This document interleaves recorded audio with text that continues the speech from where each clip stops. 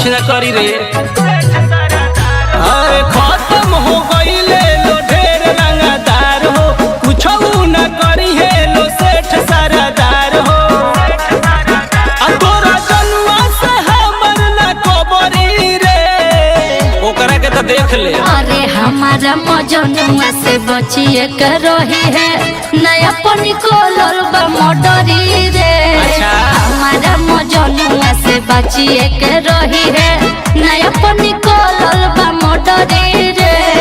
हमारा मजनुआ से बचिए के रही है। कौन हरे बताइए। म्यूजिक बाय बच्चू बिहारी।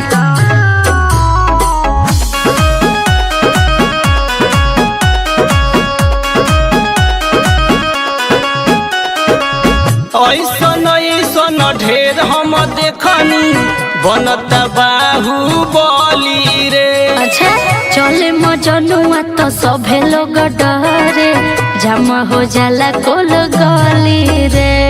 बुझल ऐसन ऐसन ढेर हम देखनी, हाँ? बनत बाहुबली रे।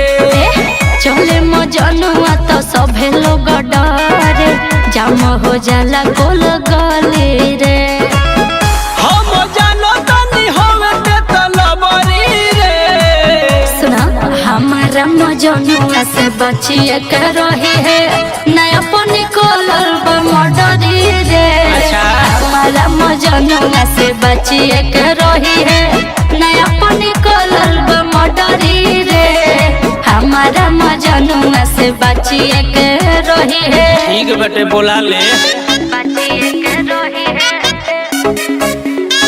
हमारा मजनुआ से।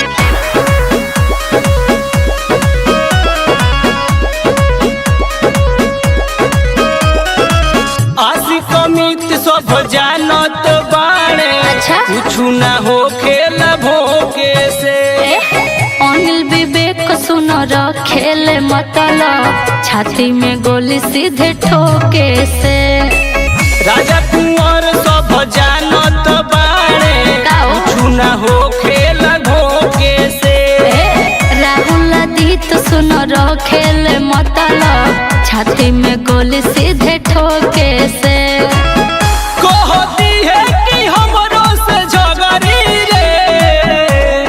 हमारा मजनुआ से बचिए के रही है, नया पनी को ललबा मोडरी रे। हमारा मजनुआ से बचिए के रही है, नया पनी को ललबा मोडरी रे। हमारा मजनुआ से बचिए के रही है। रजनी से हकारी।